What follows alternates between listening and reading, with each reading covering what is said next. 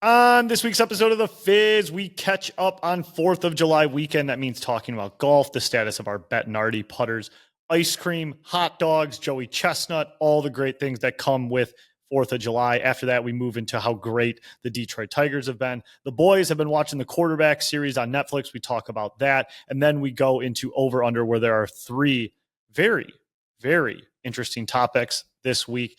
But before we get into all that, I want to tell you about our awesome sponsor, Antonio's Cucina Italiana.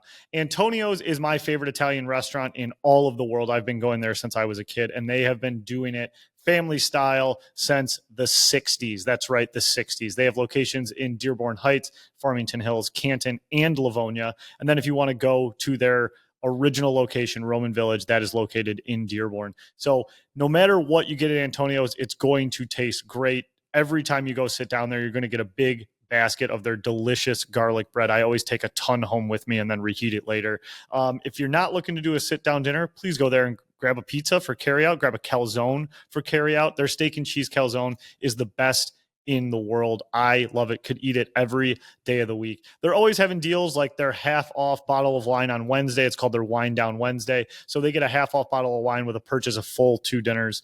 That's a great date night. Take the family, take the kids. Go check out Antonio's and all the great locations I just told you about. You will not regret it, and you will have a new staple restaurant that you want to go to over and over again. But now, let's get into the Fizz. Hello and welcome to episode 191 of The Fizz. Thank you all for joining us. I am here with the main men on Wednesday, July 9th in the afternoon, right before the Tigers close their series with the Rays. Miracini football, ice cold brewloo. Fellas, how are we doing? We're doing good. It's post July 4th. I feel like even though summer just started, we're like halfway through now that we're on the other side of 4th of July. But all is good. Tigers won another series, put icing on the cake here this evening, and let's get another sweep. Yes, sir, boys. Happy to be back. Still recovering a little bit from the 4th weekend, but about 95% on the way back. And got the good grace of the Lord blessed me today. Bettinardi putter on the porch. Hosanna. Hosanna. You know how it goes, baby. Oh, my God. So, tell us more. Tell us more about the Bettinardi. Tell us about your golf weekend. Jump right into it, Lou. Yeah, absolutely. So I'll start with the Bettinardi because it's new, it's fresh. I was just feeling it up yesterday. Dude, you put that thing in your hand, the grip is like beyond perfect. I got the supersized grip too, so it feels like I'm holding my hog, and it's like, dude, you feel like you just can't miss a putt inside 20 feet when you hold this thing. The balance, the mill of it, dude. You want to talk about milled? I mean, this is the definition of milled. The detail on the putter head, the crisscross on the grooves on the front. It is fucking spectacular. I can't speak highly enough about it. It's amazing, boys. I cannot wait to putt with it. I'm actually going to get to bust it in Garland this weekend too, so that'll be a nice little treat on the Monarch. So I'm looking forward to that. But Bettinardi aside, great 4th of July weekend. Can't just hum over it. It's my favorite week or favorite holiday of the year, I'd probably say. It's definitely in the top 2-3. No brainer, and really just checked all the boxes that we talked about last year our last episode, got on the boat, went golfing, tubing, sucked down about 100 surf sides. Oh, yeah. 50 Oberons.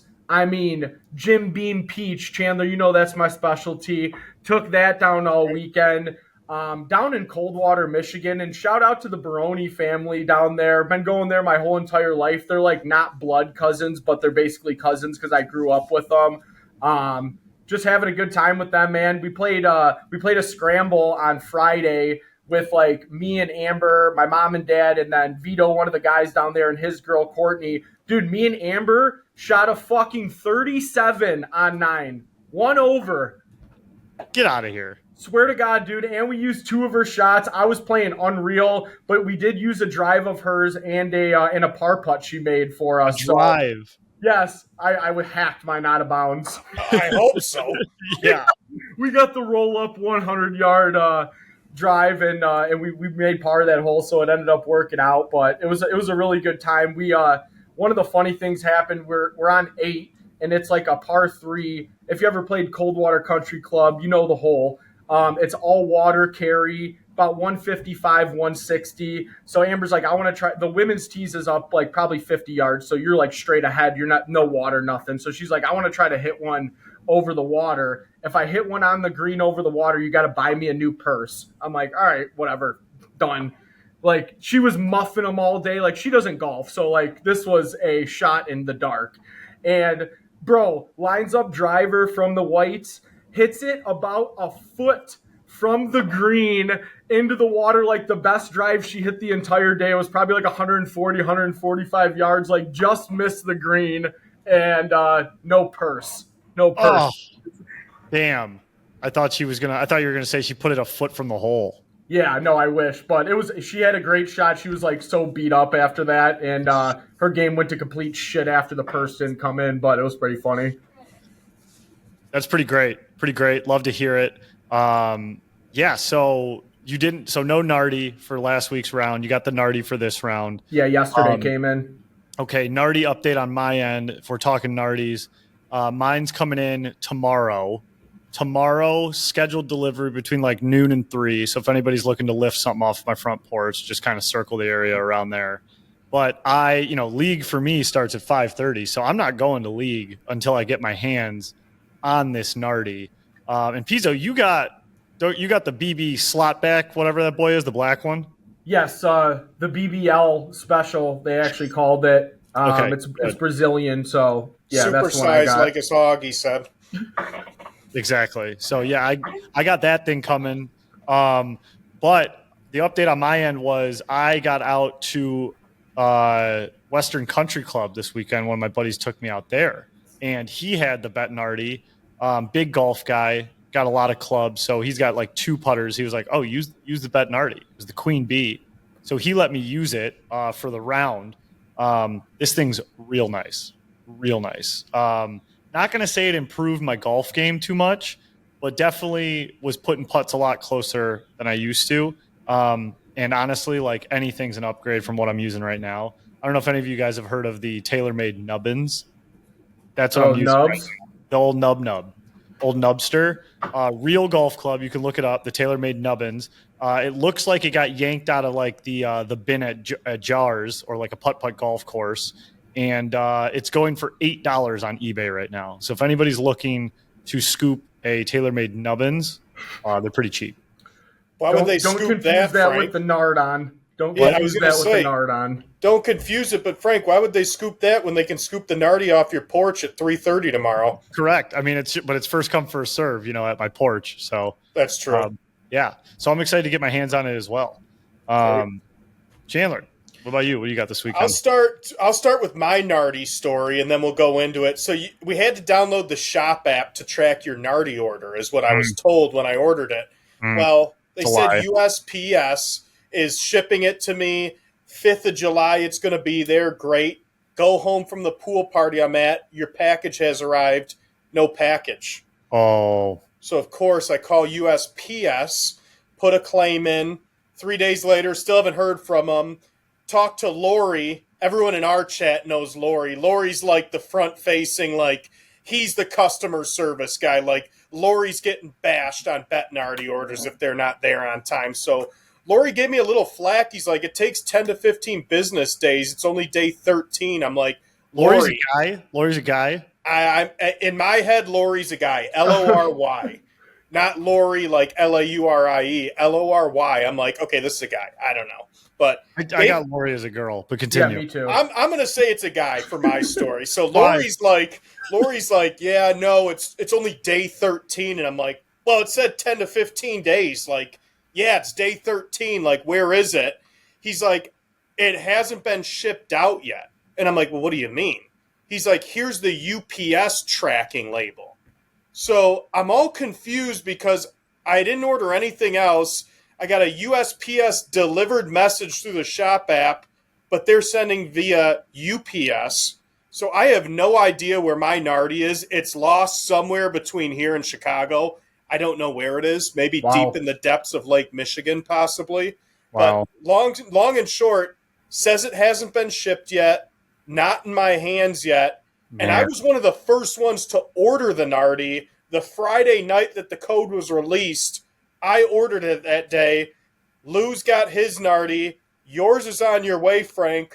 Buddy's dad already has his Nardi. Good old Chandler, first to the punch, don't have his Nardi on his front porch yet. Damn, so you're saying you're nardless? I don't have a Nards. My Nards are gone right now. Mine came from UPS, if that helps at all. So then Lori was not telling a tall tale. Lori is right. The guy Lori, the man Lori is That has right. to be a woman. So Yeah. that's my Nardi escapade so far. Damn, so So- you're nardyless. That's tough. I Wait, got no okay. Nards. Yours came from where, Pizzo? UPS. Okay, mine's UPS as well. Lori's onto something. So and- the USPS was just a hack or I don't know. Here's what I'll say about that. It's your shop app. Like sometimes the shop app, like when I feel like when you download it, it's probably like got another. Did you receive a package on that day at all from anything? No. Okay. Sometimes I feel like with the shop app, if I open it, it's like delivered. Like it's like reloading old things I've had delivered. I would just. Do you have a tracking number from UPS? I do now, and it's like it's not been shipped yet.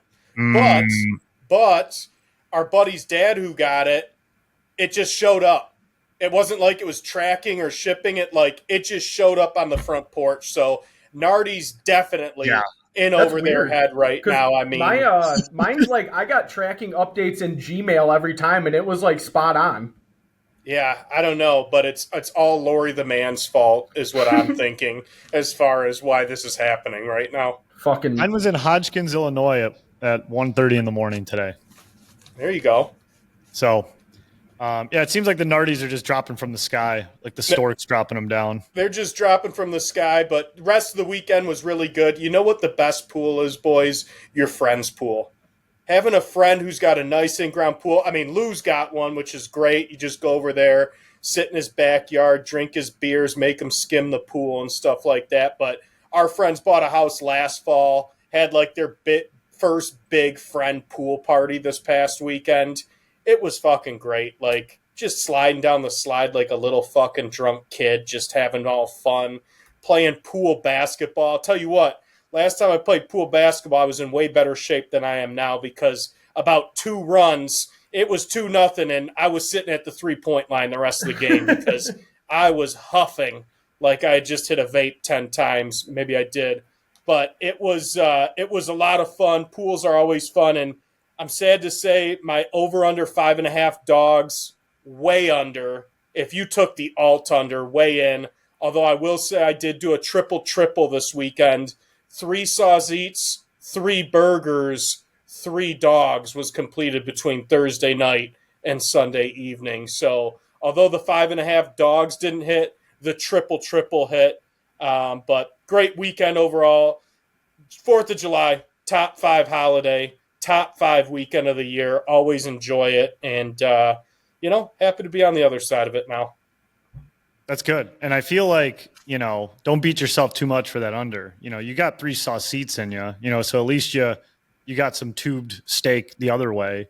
I think my number for the weekend landed at 3. I think my over-under was 3.5. I landed clean at 3. But I do have one from the weekend in the fridge in foil. So I feel like if I eat that one, I could clear the number. I think you guys will let me do it because it was made over 4th of July weekend. Didn't toss it, put it in foil, put it in the fridge. I feel like I could just heat that boy up and clear my over. What are you doing with that? Like, is that like a snack between lunch and dinner? Is that lunch? Like, what's the usage of the dog from the weekend? Foil dog. Just got a foil dog if I need it. I don't know what's confusing. You just got a dog on hand. Like you keep chips in the cupboard. When you're on the phone with UPS tomorrow because your package got stolen, are you be chowing down that dog, stressing out? Yeah, 100%. I got to go back to the goddamn nubbins. It'll be a nightmare. No, I'll throw that dog in my fucking pocket and just have it around. Speaking of in the fridge at HQ, you still got that ice cream that producer Mike kind of saved for you? All right, yeah. So a little bit of a story time here. So a couple weeks ago, we have the Blue Moon debate. Is Blue Moon underrated? That caught pretty good steam on the airwaves. A lot of DMs, a lot of people talking. Is it over? Is it underrated? This and that. So Hudsonville Ice Cream, the good folks at Hudsonville Ice Cream, they were like, "Hey, we want to send you for a bunch of tubs of ice cream. We'll put some Blue Moon in there. We think we can change your opinion on Blue Moon." And I'm like, "That's great." They're like, "When are you going to be in the office?" I was like, "I'll be there Tuesday all day." They're like, "Perfect. Packages come in Tuesday at 10:30. So Tuesday comes and goes. No packages show up. Frozen ice cream supposed to be at my door. I kind of forget about it. Wednesday, I'm playing golf, getting ready for 4th of July weekend. I'm out of the office all day. No one's in the office. There's no one here to receive any packages. I get like a DM from Hudsonville at like noon on Wednesday, and they're like, "Hey, the package just got delivered." And I'm like, "You told me it was going to be here Tuesday." And they're like, "Oh, well, are you going down to the office today?" I'm like, "I won't be at the office till 9 a.m. tomorrow." And they're like, "All right, well, be careful when you pick up the box. It's probably going to be completely melted." So fast forward to, the next day, Thursday. Yeah, Thursday in the office here. Producer Mike comes in, and he's like, "Dude, there's all these this ice cream here. I put it in the freezer." I was like, "Dude, was it like a puddle? Was it a puddle of ice cream?" And he was like, "No, I think it's okay." I'm like, "Was it cold?" And he's like, "Well, no, it wasn't cold. Like, can't you just put it in the freezer, and it'll be fine?" I'm like, "I don't think that's how that works, but like maybe." So I mean, I have it. I can go grab the Blue Moon right now. I haven't looked at it at all. Let me go. Let's grab it. We'll keep it open here. Like. Yeah, I want to see what it looks like, Frank. Maybe get that foil dog while you're at it too. Start chomping on that. I want to see what that looks like too. Just soaked bun. Foil dogs at home. Oh, gotcha. Yeah. What? So Lou, I while Frank's grabbing his thing, do you have any ice cream over the weekend? Dude, I actually didn't. I had a couple firecracker popsicles, but I did not have any ice cream. Really? Yeah. What about you? I went to Twix candy bar. Twix ice cream candy bar. Ooh, always a staple. I'm more of a Snickers guy than a Twix guy, but we had the Twix. I wanted to switch it up, so had a couple of those over the weekend. Oh, there he is. Oh, wow. There it is. Okay. The reveal. All right, so I gotta say, this feels soft in my hands. Like it doesn't feel like frozen ice cream, even though it's been in the freezer.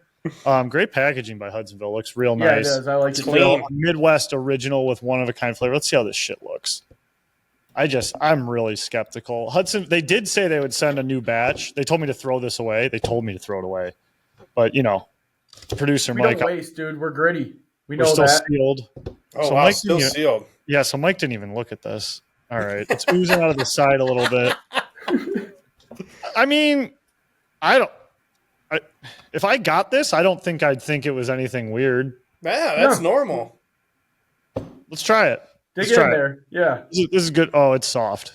Oh, yeah. It's soft, but it's not. I don't know. I don't know. Oh, no. Oh, no. All right. Like, I think texture-wise, I don't think I would know that this ice cream had been melted and refrozen, honestly, but this ice cream I'm sticking by is overrated. Blue Moon is not a great flavor. Wow. Man, that hurts. I mean, you got to think about it. That thing was melted, refrozen. Yeah. We got to put that out there. I mean, it's not awful, but like You're not going to order it. Never. I am never getting this. You guys, you wouldn't believe it. Over the weekend, I get ice cream because it's 4th of July and I'm American. So we go to Wally's ice cream. And since I was a little kid, St. Clair Shores, Wally's, it's a staple. I love it. And I will always get either like a vanilla custard cone, a chocolate custard cone, a twist colored. Normally I'll get a twist. I'll get a twist custard cone unless the flavor of the day, I don't know if they do flavor of the day or flavor of the week. Flavor of the day is something like awesome. I'll do that. No bullshit. Swear to God, get up there. I'm like, what's flavor of the day? They go Blue Moon. I couldn't fucking believe it. Did you get it? Fuck no. I don't like this. This isn't good. Hudsonville ice cream, no dogging you at all. I'm sure your ice cream is great. And I have 4 other flavors in the freezer that I'm sure are delicious. But Blue Moon ain't it. I'm going to ship this out to you guys and let it sit on your porch, marinate a little more. Give it to Mike. Let Mike lick it up. Yeah, there you go. Yeah, he'll gobble that shit up. Keep it out on the desk too there, so let it heat up Let overnight. it melt on his camera and all this shit. You guys go back to talking. I got to put this shit back. Well, I guess we'll get into it, Lou, while Frank's talking. Yep. We've talked about food. We've talked about dogs. 4th of July, tradition unlike any others, featuring the GOAT, one of the greatest Americans ever lived, Joey Chestnut. Joey Chestnut smacks the field, wins by what, 25 hot dogs again this year, eats 70 and a half. Just kind of want to get your take on it. We're all big Chestnut guys. We're all big hot dog guys, but what was your biggest takeaway from it? I mean, my first takeaway was the 70 and a half hot dogs. How do you justify a half of hot dog was only finished? Like, did they have a camera in his mouth where they could see only half the dog went down at the time? Like, some of the numbers are even like 25.75. Like, how do you, that's the most Vegas rigged fucking betting line ever. I mean, that is rigatoni special. 70 and a half, he hits it right on the mark. That's my biggest takeaway from it. Second biggest thing is just, has anyone ever dominated a sport more than Joey Chestnut? Like, nobody is even sniffing this guy. Like you said, like, second place was 46 and a half hot dogs. And that was the guy who won last year, Pat Bertoletti. Bertoletti, yeah. I mean, dude, he fucking dummied him. It's not even close. Nobody has ever dominated a sport like Joey Chestnut has. He's the absolute GOAT, but that was fucking rigged. I don't know who had the draw on that money line, but Dude. fuck you. I think if you don't get the dog down in its entirety, you go back. Like, that's the only way to do it. Right. Like, if you don't finish the dog, like he had 70. You know, like, you don't get half a dog. That doesn't Like, if the count. 71 is in your mouth and you're chewing it, you get to swallow 71, right? Or it's just like, no, you have to stop chewing at the number mark, and whatever's left in your mouth is not counted. You spit it out, Lou. Yeah, I think right. if the horn, like, you can swallow it, but like, if the horn goes and you have half a dog left, you're done. You go down to the number you were at previously. You'd Like, think. I think that's the ball's got to be fully out of your hand before the shot clock, right? I mean, I'd love to get an explanation because, like, did he eat the dog and dunk the bun and didn't get it down, or vice versa? Like, what's the half? Because he usually doesn't eat the dog with the bun, so I have to believe one went down, one didn't, hence the half dog ruling. It's That would bullshit. probably make the most sense, but rigatoni, that's fucking horseshit. How greedy is Vegas, man? Like, it's fucking the hot dog eating contest. They're and you taking gotta away Nathan's from us, dude. They're You gotta taking hit away it off the Nathan's top. from us. Yeah. Just let us have one thing: the damn hot dog eating contest. You kill us every Sunday in the fall anyway. How Just much give us money the 4th could of be July bet on hot that? dog? I mean, come on, man. Seriously. And another point on this is, like, how bad is it going to suck when he's gone? Like, Kobayashi was smashing records, into Chestnut smashing records. Now these guys are eating in the 40s. It's like, it's not even going to be in a watchable event after Chestnut's gone. Although, you know, hopefully he's got a lot of time left. But I guess that's another question. When's like the stopping age for this hot dog? Like, is Chestnut going to be rolling out in his 60s just humming hot dogs down still? Right. Like, how long is he? Like, I mean, yeah, you can eat he's hot still dogs doing it? forever, right? Yeah, Yeah. you can, but you can't eat 70 in 10 minutes forever. He's gotta go down during the competition, right? I mean, that's how it's got to be. Just like Like, a heart attack, or what do you mean, Frank? He could choke, heart attack. I mean, pick your poison, but like, that's how Chestnut should go. I'm talking like old, like Cholesterol this guy- levels through the roof. Yeah, like this guy. Blood Yeah, sugar just they, like plummeting. wheel him out there at like 85, and like, he really shouldn't be competing in this, and that's like how he goes. You know, That would Dying on make the sense. sword. yeah, Dying on the dog. Dying on the dog. Yeah, Chestnut don't look too good. No.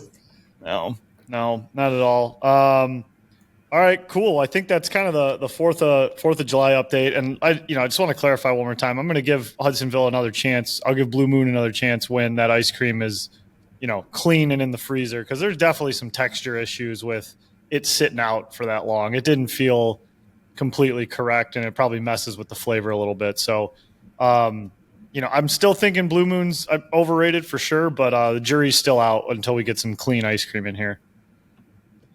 That's fair. Yeah. So, we'll move on to some sports. All right, boys. Well, Chandler's rocking the hat today.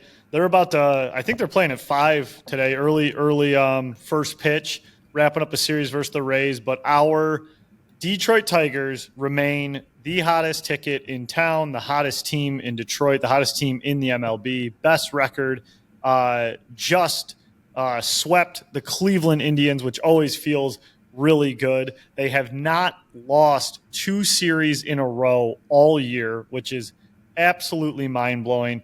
Yesterday, they come from behind to beat the Rays to win yet another series. Today, they go for the sweep with Reese Olson.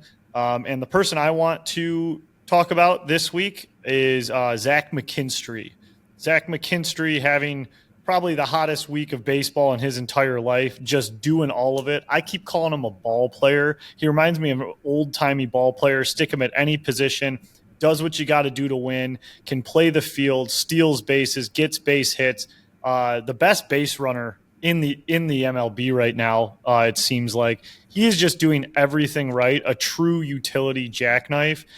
Brandon Inge reincarnate, but honestly, like more versatile than Brandon Inge, if I'm being honest. And for all the Chippewa listeners out there, Central Michigan graduate, you guys got to feel good about him. Zach McKinstry, if there's any way we can get you to Atlanta, I think you deserve it. And you are a true glue guy right now. It's awesome to be able to stick that guy anywhere. Oh, yeah. And when he ran for Torque in the finale of the Guardians series on Sunday, played first, only position he hasn't played outside of pitcher is catcher. Everyone was saying Hinch in a blowout should just throw him in there to kind of seal that all-star bid as to starting every position in the field. He's having great – I mean, I tweeted it yesterday, Frank. I think you liked it. Colt Keith's my guy right now. Great 30-day stretch, hitting the piss out of the ball. He had a great walk rate to start the year. And this was a guy that signed the big minor league deal, 6-year deal, almost $30 million.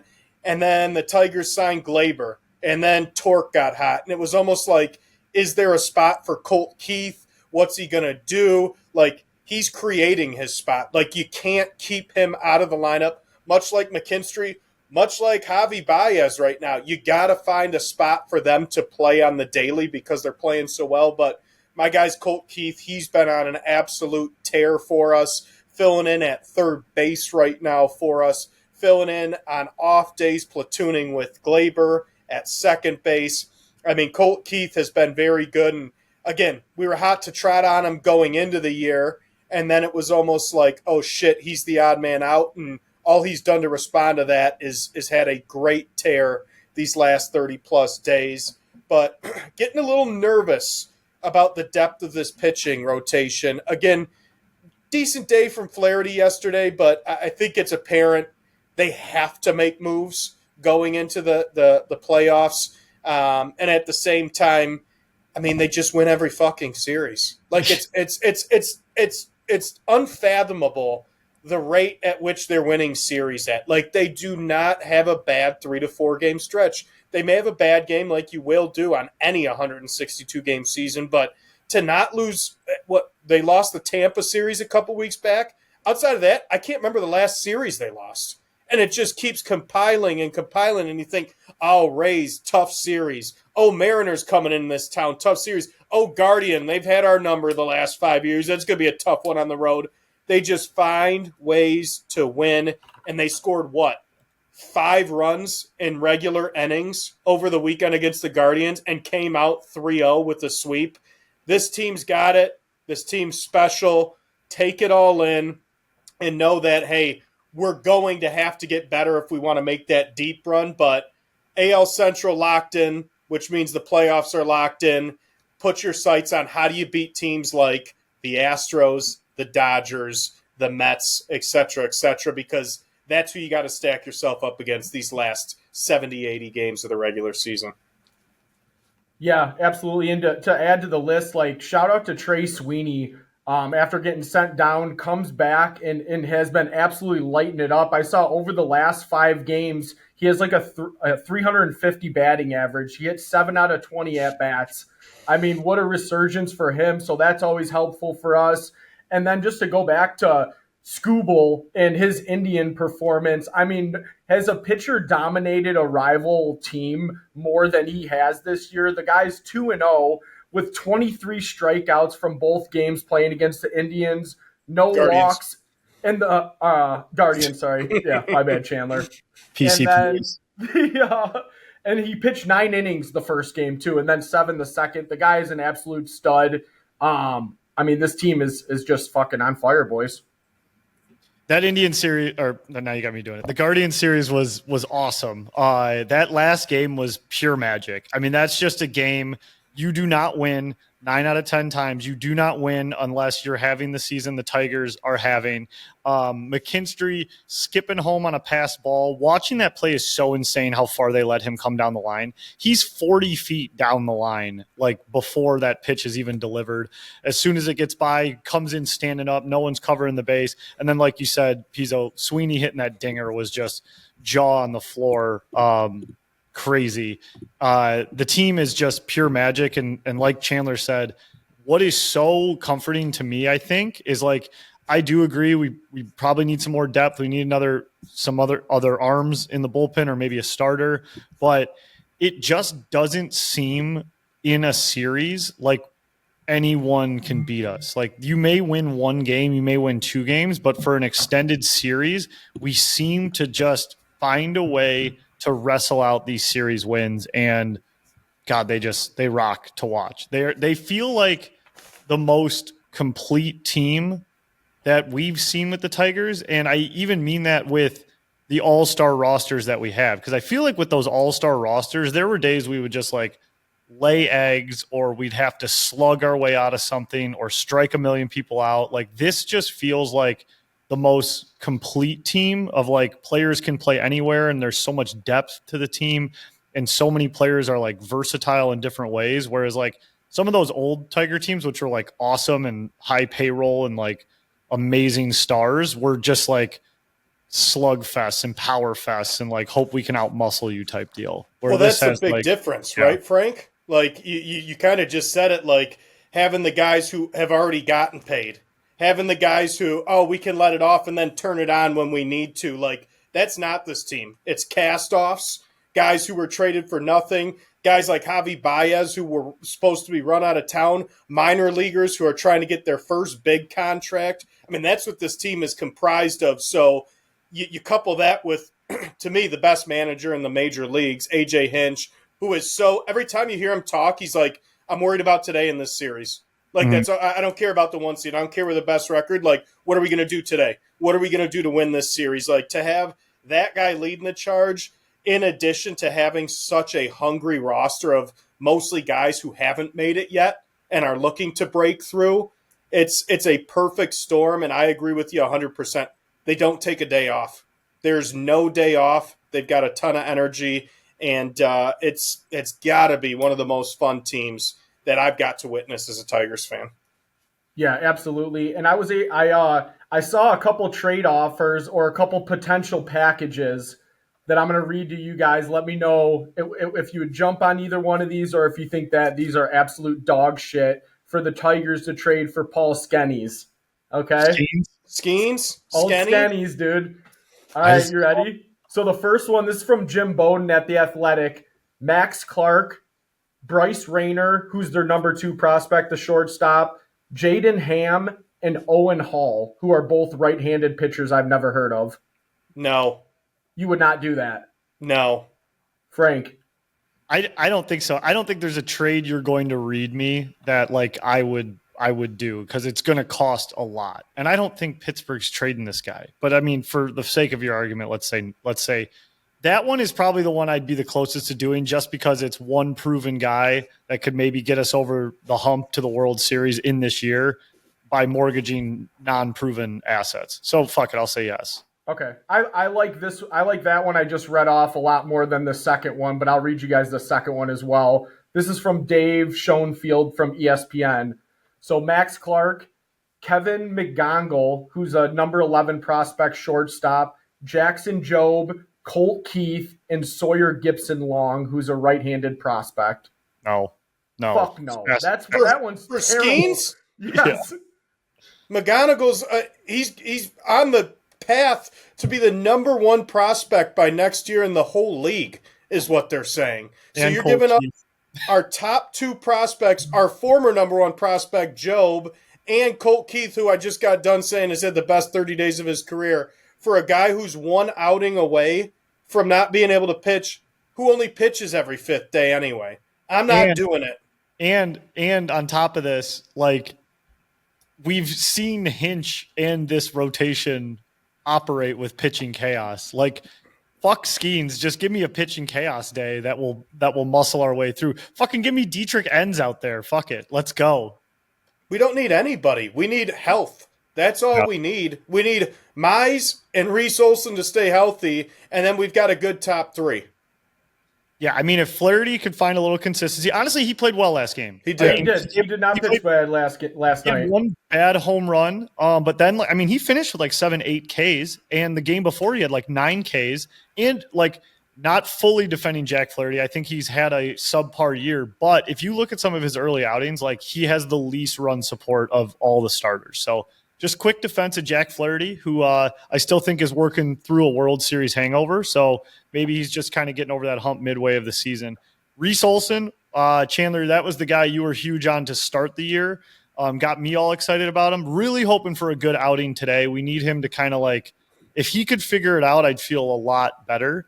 And then Chandler, what's up with Alex fucking Cobb? Is like he gonna play this year? Did he just take the money and That move was on the to worst retirement? signing.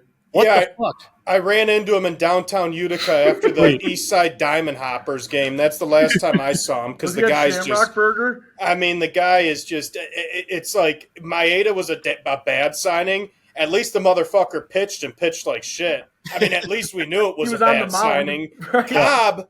I mean, Cobb is like he's in the minors right now. He's pitching in the minors rehab, but it's like, what are you rehabbing for? You're A 45. middle relief appearance in one game of the playoffs? Like, get out there. But I'll say this, to your Reese Olson point, Reese Olson's having a good year. He's just not healthy. Yeah. 2.89 ERA. He's fucking on fire. The guy's great, but back to Cobb. Cobb, he's nowhere to be found. Nowhere to be found. I just Googled Alex Cobb, hit the news button on Google. Headline, Tigers Alex Cobb still having hip soreness 29 minutes ago.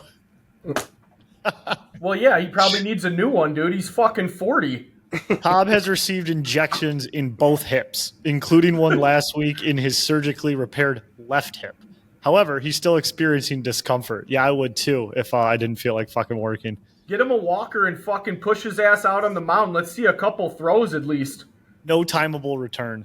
The guy's old, thought he was going to retire, and both hips are hurting. I mean, the hips got to be like the oldest injury there is. Like, that's just the sign that you're getting older. Hip and back, I feel like. Oh, no doubt. Correct me if I'm wrong. I think we signed Cobb for the same 1-year deal as Gleyber Torres. I think Cobb got more. Let's check this out. An Alex. all-star who's going to cash in on a 9-figure deal. One's a fucking Jimmy John star who's going to cash in on a 3-figure per game income because he's nowhere to be found. That made no sense from the beginning. You nailed it, by the way. They're both $15 million this year. 15 mil, right? Yeah. What a life. 15 mil. 15 mil to fucking post up in the minors. Get hip injections. Yeah. 15 million fully guaranteed. He's probably just sucking down gargantuans at Jimmy John's, Chandler. I mean, can you believe it? Maeda and Cobb, between the two of them, are getting $27 million. I don't want to hear that. Year. That's disgusting. And dude, imagine if Baez was still like Baezing from last year. That'd be like a lot of dead cash. It's crazy. Yeah. What's McKinstry getting paid? Yeah, let's see. Probably like a was he get Tiger Den seats? I thought he was going to get like cafeteria coupons to CMU.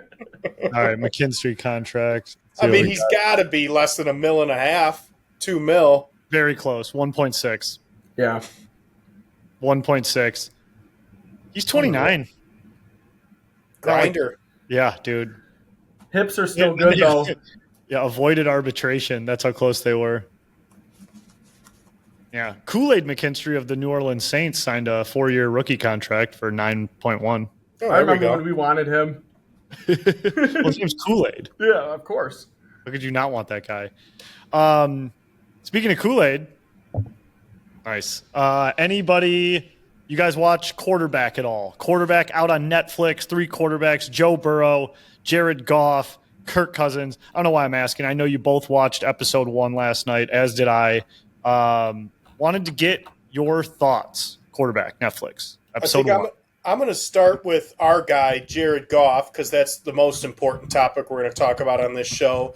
I knew obviously it didn't end well with the Rams, but I didn't really hear him publicly speak too much about it. He was kind of like, didn't like how it ended. Like, he has some animosity towards the Rams and how it ended, and he's definitely got some salt in the wound and feels some type of way about the Rams, which makes them beating the Rams' ass every time they play them that much better. But I thought there was a lot more animosity, and he was a little more open with that. And then on the flip side, it was cool to hear how, like, he went from, like, getting a phone call to 30 seconds later it was tweeted out to then, like, Campbell and Holmes, like, jacked up talking to him, like, an hour later on, like, how, like, they've been targeting him, like, that's their guy. Like, it's just cool to hear these stories behind the scenes because we hear it from a lot of players, like, oh, Campbell's a great guy to play for, and you hear generic comments about how he's such a good locker room guy, but you don't hear specific stories about how he does that stuff and makes people feel welcome. And it was cool to hear from the start how much he was welcomed, how he was still, trusting the process when they were 0-10-1 and won a game. But it just cements in how much Jared Goff believes in the leadership of the Lions, and then how much Jared Goff loves the city. I mean, he genuinely seems to love this opportunity, this city. He has a chance to win here where they never have, I know he alluded to. So I thought that was a big takeaway from quarterbacks was just his relationship and how bad it was with the Rams and how much animosity he still has towards them. And then on the flip side, how from basically hour 1 of being a Lions, he was bought into the whole Campbell and Holmes vision. Dude, he was like choking up. Mm-hmm. I had like permanent chills for every Goff section there. Just like his whole story to me is like the most Detroit thing ever. And all I kept saying watching that was, we got to win a fucking Super Bowl. We got to win a fucking Super Bowl. Like a couple things relating to what you're saying, Chandler, is crazy that he was completely caught off guard as much as he was. And then it like hits Twitter. Campbell and Holmes are like blowing him up. He's ignoring the calls probably because his head's in a fucking blender. Then his agent's like, hey, the coaches are calling. You need to pick up the phone and talk to him. And I mean, you can go back to the old podcasts of us talking. Like a lot of us and a lot of people around here like always said like we had to take Goff in that deal. Like they like that's who we had to take. And then like you see the interview with Holmes and he says the idea that we had the opportunity to land Jared Goff and he was going to be the first quarterback for what we were about to go through. I just thought was one of the coolest things to hear. Like Goff wasn't this afterthought. He was actually the quarterback that they wanted to have to start this rebuild. And Holmes saying like, knowing what we're about to go through, like, they went, what was it? 3-13-1 that season or whatever the hell it was. Knowing that they were like fully prepared to have that shitty of a season before like using all these draft picks to turn the whole thing around just gave me so much respect for like Holmes and Campbell and all of that. And then speaking further of respect, just the editors of that documentary of Quarterback for season 1, episode 1, they didn't mention Stafford. They didn't do Stafford. They didn't talk about Stafford. They didn't even like talk about him winning a Super Bowl really. Like they didn't dive into him whatsoever. Obviously he's part of it when they're showing the coin toss for like the overtime game and things like that. But I was just like, good. It's not fucking about him. It doesn't matter. This is about Jared Goff being in the city of Detroit and wanting to win here. And just that turnaround, like, I mean, you guys remember that 13-1, that 3-13 season. Like, we had kind of like, we didn't know if Campbell was like a complete joke from like the quotes he had and like all of that stuff. And like Goff looked like awful because he had no protection. And it's insane to actually think about that turnaround. And that's kind of what that start of the doc like did for me. Like, damn, we're almost used to being good now. Like, it was awful. It was awful 2 years ago. We stopped the pod halfway through the season that year. We had nothing to talk about. Oh my God, that's right. That's so bad. That's so bad. It feels like that was a century ago too. Like, that feels like it was so long ago with all like COVID. all like the fun times we've had the last 2 years going to the games. Like, that seems like it was fucking BC, dude. Yeah. The other part I really like about Goff and his wife, like Kristen Harper, dude, like, they're two, like, she's a model for SI, like, doing all that type of stuff in LA. He's from California. And, like, dude, they're fully bought into the city. Like, she could be bitching at him the whole time, maybe similar to Kelly Stafford. Like, I want to move to LA. I want to go out there. I don't want to be in fucking Detroit. And they're like, I feel like there's really not a lot of that at all. Like, they really do want to be here. They want to win. They all believed in Campbell and Brad Holmes' vision and the city as a whole. And like, dude, it's fucking hard to find players that are that dedicated to their city and their team in the NFL these days. Look at how many of these guys want buyout contracts as soon as things aren't going well. And dude, this guy stuck through the hard times with us and battled it out. And like, I have nothing but the utmost respect for Jared and the Goff family, dude.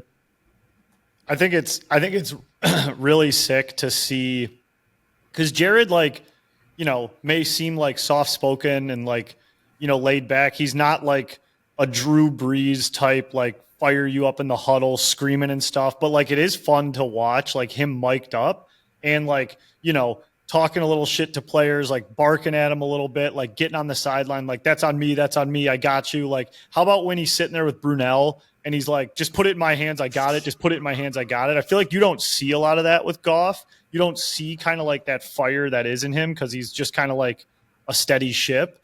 And I just kind of like loved watching that. And like, I fucking love Jared Goff, dude. This guy rocks. And for that guy to stand there and just say the best thing to happen in my career was to be traded to the Detroit Lions. Like, there are very few people in the world that have played NFL football, that have played for the Lions, that could ever say that. Greatest quarterback in franchise history, bar none. But gotta win one. In regards to the other two guys, obviously you don't know when you're taping this, but like, kind of sucks like watching Kirk Cousins, Spartan Dog. He was there while we were there. He's rehabbing this whole Achilles thing, and like, now looking back, you know he's going to get benched later in the year. Yeah. And he's like working so hard to come back. I think he was on the previous season.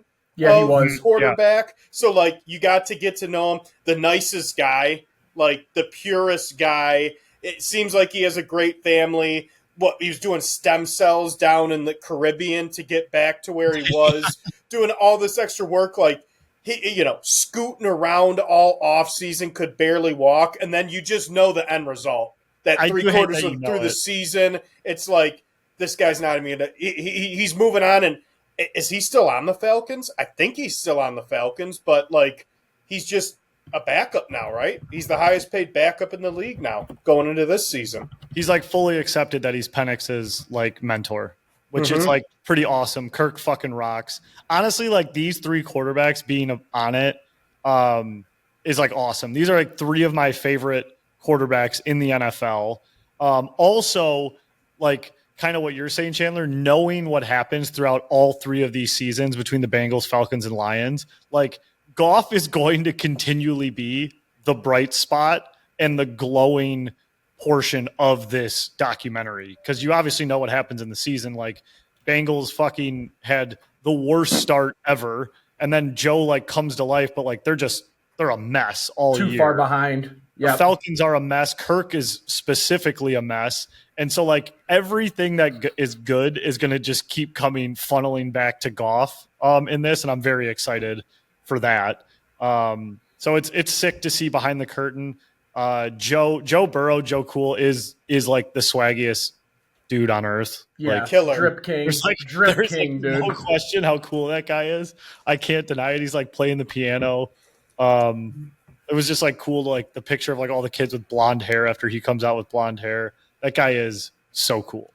I mean, how about that story too? Like, local kid goes to his college that he wanted to growing up in Ohio State and basically is just overlooked. I mean, obviously, ton of talent on Ohio State. It's not like he was losing out to non-NFL quarterbacks, but it's just crazy. I feel like the story of him going to LSU and like, yeah, he was good his junior year, but like that senior year, it's like insane. Like that LSU team was one of the best ever. He just went off and had the best, arguably the best season for a quarterback ever in college football history, basically out of nowhere, and was throwing to now 2 top 5 receivers in the NFL. And like before the season, I don't think there was that expectation. So it was cool seeing that. And it wasn't just a flash in a pan where he had one good season and then fell off. It's like the guy's a top 5 quarterback in a league. And if he had any bit of help on the O-line or defense, they'd be perennial contenders and really the only team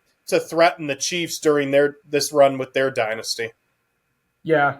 The other crazy thing with Burrow too was like the home invasion part of that, where it's like you think you have all this money, all this security, like these guys are untouchable, and it's like that's how advanced these criminals are now, dude. Like being able to break into that stuff, stealing a $50,000 watch and a $20,000 bag, and you know, it's just that part of it's pretty wild. And like, dude, we've even seen a lot of these like crazy break-ins in Oakland County with the drones going on and them stealing safes out of $1 million homes. It's just like, it's crazy how wild, you know, it is in the wild, wild west when you're a criminal like that. Nobody's untouchable.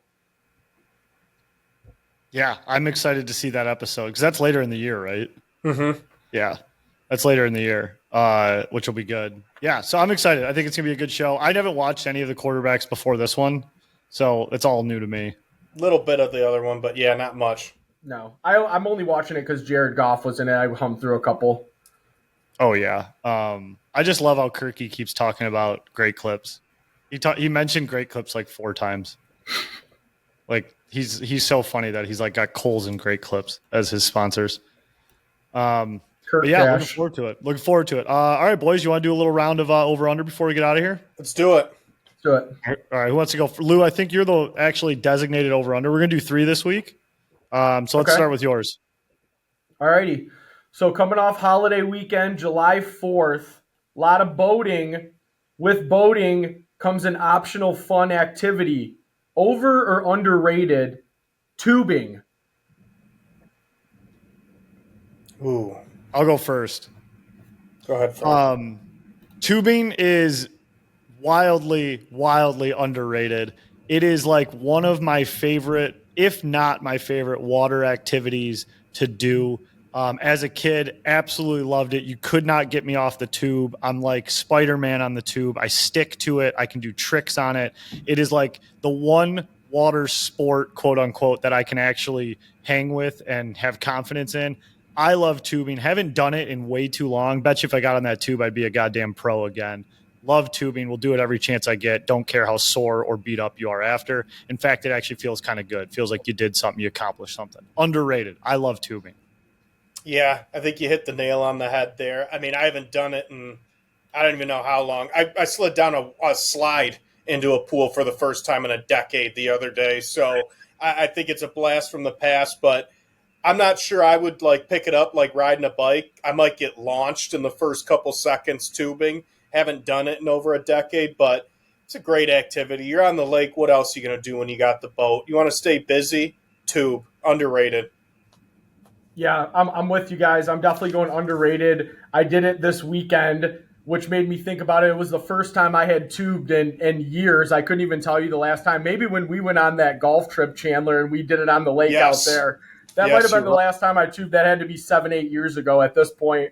But it was awesome, dude. It's so much fun when you're out there. And like we were doing doubles and all that type of stuff, and it was pretty funny. The first go around when we first got out there, before we went to the sandbar, drank and like did all that, we did a couple laps and my dad was driving the boat, and it was pretty chill, more like whipping around the lake, getting a view of the scenery, all that good stuff. We go to the sandbar, polish off a cooler, all this other shit. And then on the way back to the dock, we go again, and my sister and her boyfriend went together, and then me and Amber went together. And dude, this guy, it was a night and day difference in the experience. I mean, he's fishtailing us around like Tokyo drifting the boat. You're whipping off the side when it's turning, like just skipping over the water. It was an absolute blast, but tubing, bro, underrated. It rocks. It rocks. I can give the next one here. So I saw this tweet today. It kind of got me thinking. I was like, I'm going to ask the boys about this one. And it just said, no one talks about how Baja Blast, when divorced from the Taco Bell scene, is the most overrated beverage there is. So I wanted to ask you guys, Baja Blast, over, underrated? All right, I'll start here. I'm going to go overrated. Know why? I never bought it outside of Taco Bell. I've made my own outside of Taco Bell, Mountain Dew Blue Powerade, mix them together, Acres Hall Cafe, Michigan State, circa 2010. I've done that. But Smart. I don't think I've ever bought a packaged Baja Blast. So I can't say it's underrated if I said that. Overrated.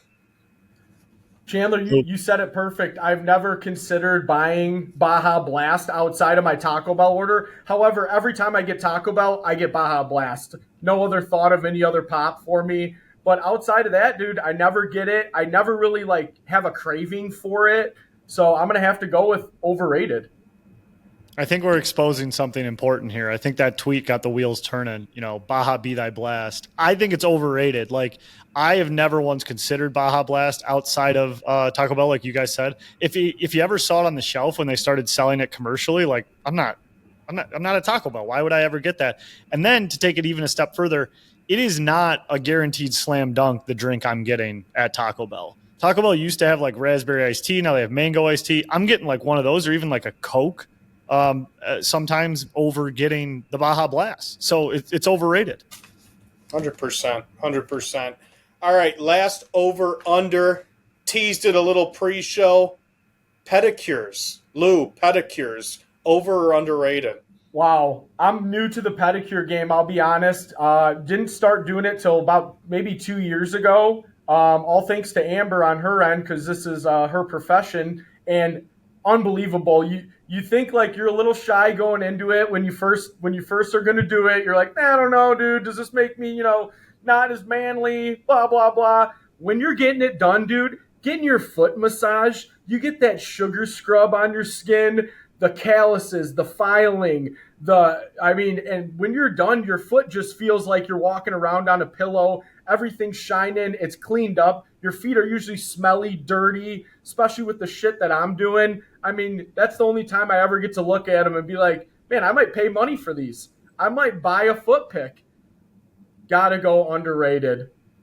Ooh, buy a foot pick. Frank? Buy a foot pick. Yeah, we're late in the show. They're definitely underrated. It's